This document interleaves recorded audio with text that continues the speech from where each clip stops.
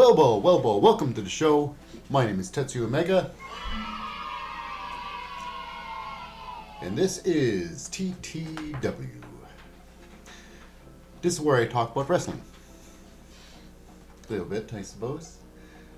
So I just catch up with wrestling, and I come down here and talk about wrestling a little bit, see what's going on, see who's hot, see who's not.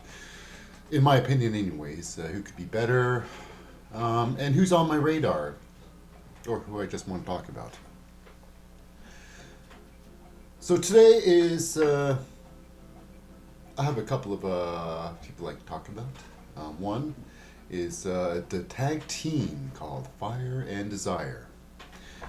Now, the problem with Fire and Desire, they are the team of Mandy Rose and Sonya Deville. Now, the problem with them is, I believe they're still very new. They've been pushed like a lot of women wrestlers. When they seem to be interested in it, they get pushed really fast. Like Trish Stratus was when she got into wrestling. Before you knew it, most wrestlers would really, they go through a lot of indies, of paying your dues, putting up the wrestling ring itself. It's ridiculous. It's like an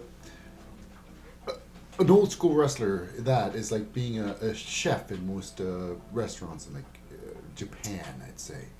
You'd start as a dishwasher and work your way up to becoming a cook, eventually becoming, it's a process like a wrestler should be. You cut your teeth, you pay your dues, and it weans out the wannabes to the actual wrestlers, I think, because it's tough work and actual wrestlers who survive that long prove themselves, or if they've been pushed because they got a good look, it doesn't work out so well. Usually, sometimes it does, but nevertheless, this is Fire and Desires, and now I would like to take a look closer at Sonya Deville. Now, there is a little to say about her because she has not been in this company for very long. She hasn't really has any matches. She hasn't really wrestled individually. She's been tag team all the time, and she really hasn't done much. And it shows in the ring. She claims, her claim to fame is that she's an MMA fighter. And I watching her ring, she's got a good cause, I suppose. LGBT, she represents. She carries the flag, that's about it. She wears all black, she hates herself. But who doesn't? At the smallest point, they don't know who they are. But she doesn't do much in the ring. She might do some punches and kicks, but MMA level, nope. You can tell Shayna Baszler would destroy her. Literally, she would destroy her in the ring, eat her alive. They're two different breeds, completely different. Baszler is crazy good. Sonya, I'm sorry. And to take her to Mandy Rose. Now, Mandy, she's got an excellent look. She's very beautiful, obviously, and you want her to succeed because she's so beautiful. But her wrestling is very problematic. I don't think. I think that they gave her a gimmick that I don't think she's very comfortable with. I don't think she likes to be the bully like that. I think it's not really her, and she's not playing it well. To call people ugly is, I don't know. I think they want her to be a certain thing, and she isn't that thing. So I don't think it's working at all. They've got to change. I guess it's easier to be it's not easier being anything. It's easier. You gotta be something. You gotta have a personality to be a heel. You gotta have personality to become a face. Development, more and more development on both Mandy and Sonya. How they would proceed in the WWE. Either they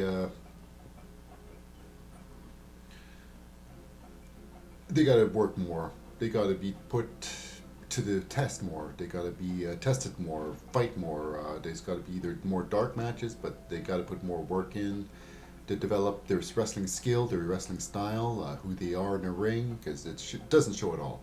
Doesn't show it all. Um, so I'd say maybe put them on the shelf for another year.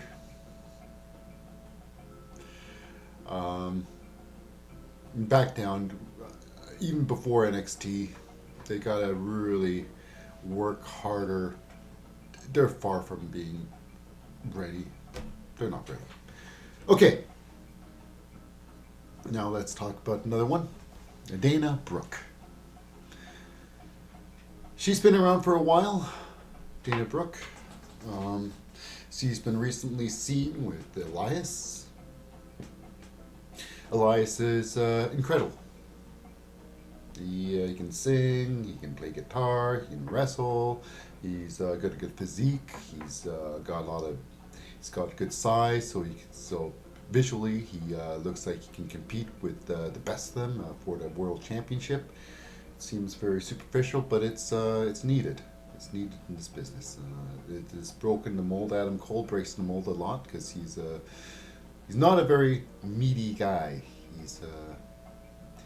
He's got a lot of personality, lots and lots of personality, and lots of charisma, which goes a long way too. Lots of charisma. But now, going to what's that? Dana Brooks. Now, Elias brings the heat. It brings over Bailey, whatnot, and this great song ensues. Then because Dana is around cheering on, yay, I love you. Not really. I love your music, Elias. Yay, let's dance. Dancing to his music, and I guess she gets mad, and I guess as Elias's number one fan, groupie, whatever you say it, they fight, and she gets crushed like easy. Like all her matches, she gets beat. She has nothing to show, but every now and then she does pull out some moves. She's not useless in the ring, but she's just gonna lose. I don't know what she's gonna do to change her image.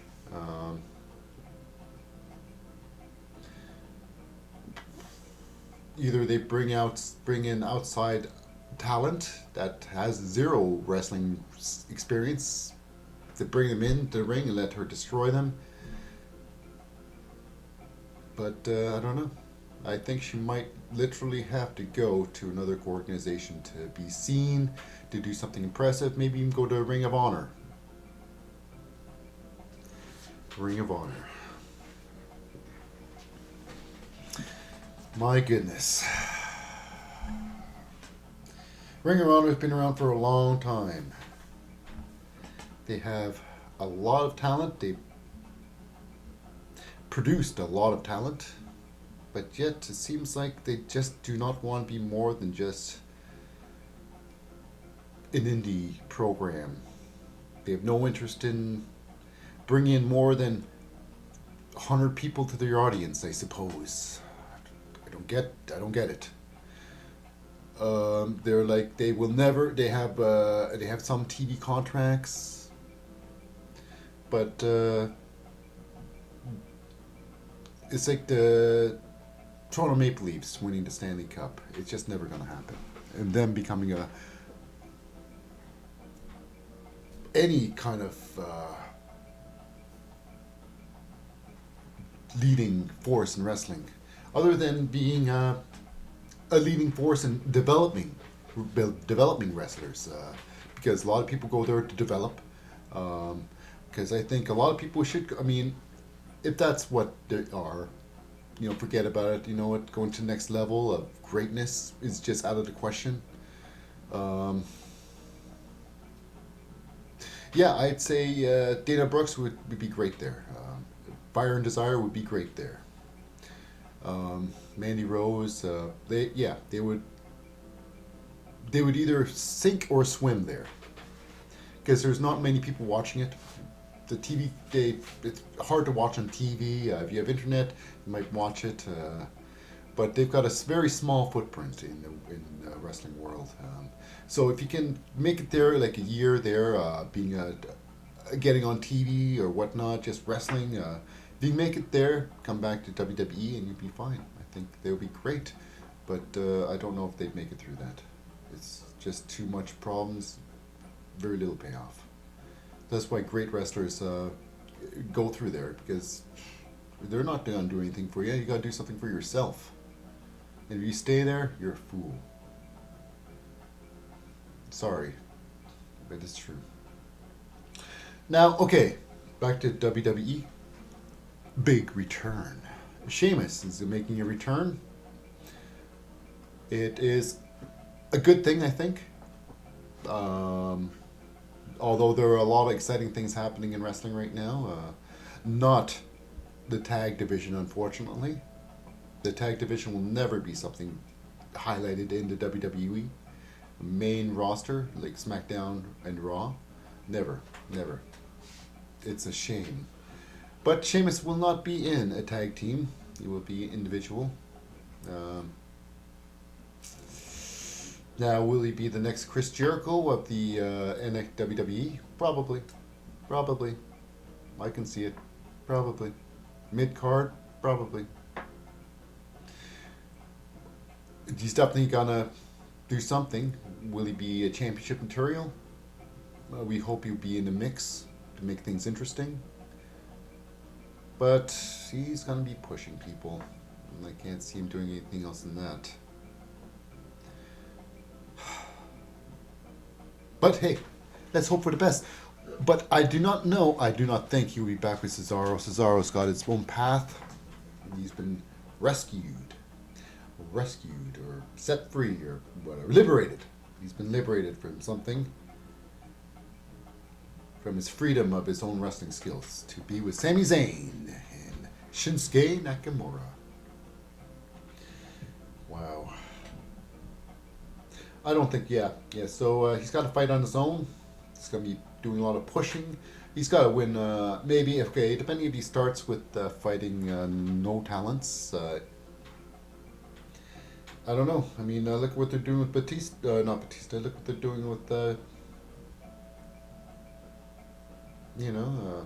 goodness. It's just not good what to do with a lot of these talents.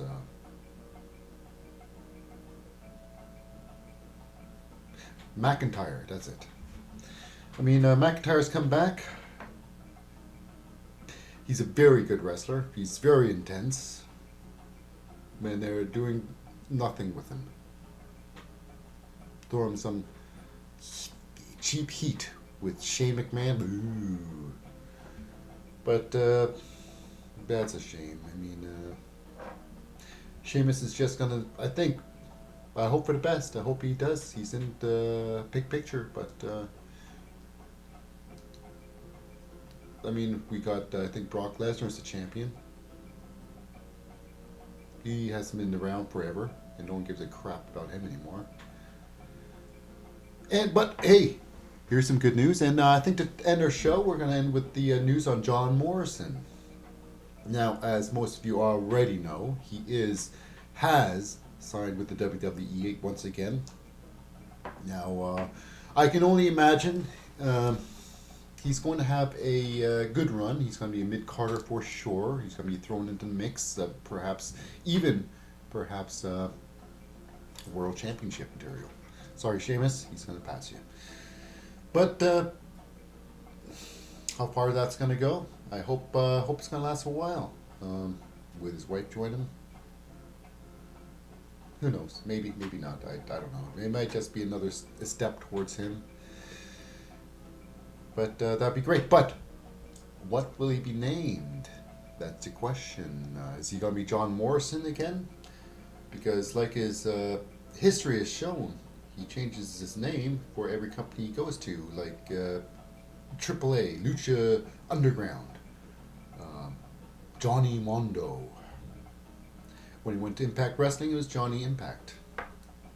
And now he's going to WWE. I don't know if he's going to be the main roster. He'd probably be the NXT. So he could be Johnny Nexus. Right? Johnny Nexus? Remember? Okay. But nevertheless, though, that's the show. And here we go. Let's play ourselves off with some